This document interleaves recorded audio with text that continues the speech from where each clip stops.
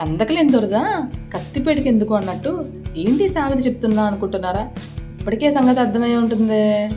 ఈరోజు కందకూర మాకు తెలుసులేరా అనుకుంటున్నారా? అదే అండి, ఎప్పట్లానే మీకోసం ఒక కొత్త చిట్కాతో వచ్చేసాను. చిట్కా తెలియాలంటే వీడియో స్కిప్ చేయకుండా చివరి వరకు చూసేయండి. ఈ చిట్కా ఫాలో అవడం వల్ల గ్యాస్ట్రిక్ ప్రాబ్లమ్, ఇండైజెషన్ ప్రాబ్లం ఉన్న వాళ్ళకి హెల్ప్ అవుతుంది. ఇమ్యూన్ సిస్టమ్ని కూడా బూస్టప్ చేస్తుంది. సరే, చిట్కా ఏంటి చూసేద్దామా? మరి వచ్చేయండి. ముందుగా కంద తీసుకుని దాని స్కిన్ లో చేయండి. స్కిన్ అంటే ఏంటో అనుకుంటారేమో, వీడియోలో చూపించినట్టుగా అదేనండి. పక్క తీసేయండి. నేనంటే వీడియో కోసం ఎగరేస్తాను, మీరు మాత్రం ఇంకా అలాంటి సాహసాలు చేయకండి. పక్క తీసాక దాన్ని స్నానం చేయించేయండి. అదే అండి, దాన్ని శుభ్రంగా కట్టుకుని వీడియోలో చూపించే విధంగా కొంచెం నీళ్ళు పోసి ఉప్పు కొంచెం పసుపు వేసుకొని ఒక 10 to 15 minutes ఉడకబెట్టండి. అవి ఉడికే లోపల కూరకు కావాల్సినవి రెడీ చేసుకుందామా? అదేనండి, తాలింపు గింజలు.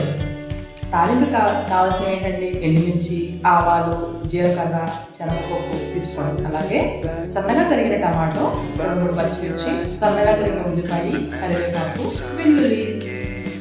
ఇప్పుడు కడాయి తీసుకుని కొంచెం అంటే కొంచెం నూనె వేసి హీట్ అయ్యాక తాలింపు వేగిన తర్వాత ఆనియన్స్, మిర్చి, కరివేపాకు వేసుకుని పెట్టుకోవాలి.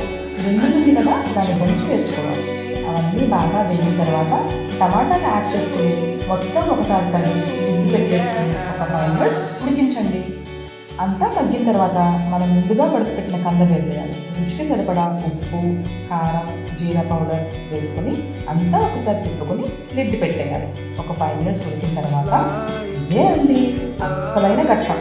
ఏంటో అనుకుంటున్నారా? నేను చింతపండు బదులు నిమ్మకాయ వాడుతున్నానండి. మీరు పులుపు ఎంత తింటారో అంత వేసుకోండి. చింతపండు వాడడం వల్ల అనారోగ్యం, నిమ్మకాయ వాడడం వల్ల ఆరోగ్యం మీకు ఇప్పటికే అర్థమే ఉంటుంది కదా. ఎక్కడుండైనా చింతపండు డబ్బాలో చింతపండు లేకుండా చూసుకోండి. మరి పులుపు కోసం లెమన్, అదేనండి నిమ్మకాయ. చింతపండు లేకపోయినా నారింజ, పచ్చిమిరపకాయ, చింతకాయ కూడా వాడుకోవచ్చు. మళ్ళీ నెక్స్ట్ వీడియోలో ఇంకొక కొత్త చిట్కాతో కలుద్దామా? ఈ వీడియో కనుక మీకు నచ్చితే లైక్, షేర్ అండ్ సబ్స్క్రైబ్. కాలనీలో అప్పుడే దివాళీ స్టార్ట్ అయిపోయిందండి. మీ అందరికి కూడా హ్యాపీ దివాళీ.